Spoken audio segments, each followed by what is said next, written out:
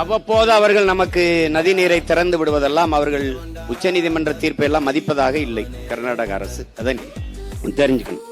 கேரளாவும் மதிக்கிறது இல்லை. அவர்கள் திறந்து விடுவது அதிகமாக மழைப்பொழிவு நடந்து அங்கே அணையின் கொள்ளளவு உயர்ந்தால் அணை உடைந்து விடுமோ என்ற அச்சத்தில் திறந்து விடுவார்கள்.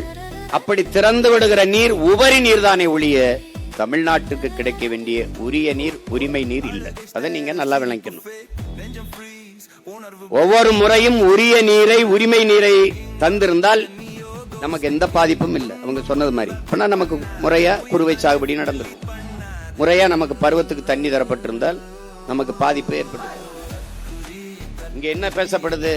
தமிழ்நாட்டின் முதலமைச்சர் மாண்புமிகு விஜய் அவர்கள் கர்நாடக முதல்வர் சிவகுமாரை சென்று 3ஆம் தேதி சந்திக்கிறதா இருக்குது. அப்ப அவர் ஒரே வார்த்தையில நீங்க வர வேண்டாம், இங்க பிரச்சனை கலவரம் என்றால் அதுக்கு நான் பொறுப்பேற்க முடியாதுன்றாரு. இவர் போகல, அவ்வளவுதான்.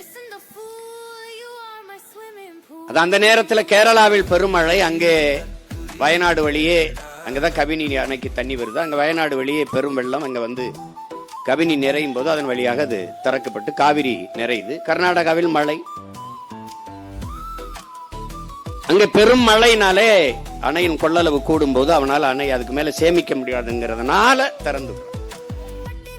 அது யதார்த்தமாக இயல்பாக நடந்துற ஒரு நிகழ்வா இருக்கு. தமிழர்களுக்கு தண்ணீர் கொடுக்க வேண்டும், அந்த உரிய நீரை, உரிமை நீரை கொடுக்க வேண்டும் என்பதற்காக கொடுக்கல, உபரி நீரை தருகிறார்கள். போனா போகுது. ஆனால் இங்கே இருக்கிற பெருமக்கள், முதல்வர் அவர்கள் கடவுளின் குழந்தை, அதனாலே அங்கே மழை பெய்யுது, இங்கே தண்ணி திறக்க விடப்பட்டது. கடவுளின் குழந்தை இருக்கிற ஊர்ல பெய்யாம இது கர்நாடகால பெய்யுது, கேரளால பெய்யுது. இப்படியெல்லாம் பேசுறதுனால தாண்டா உங்களை தற்குறின்னு நாங்க பேசிட்டு இருக்கோம்.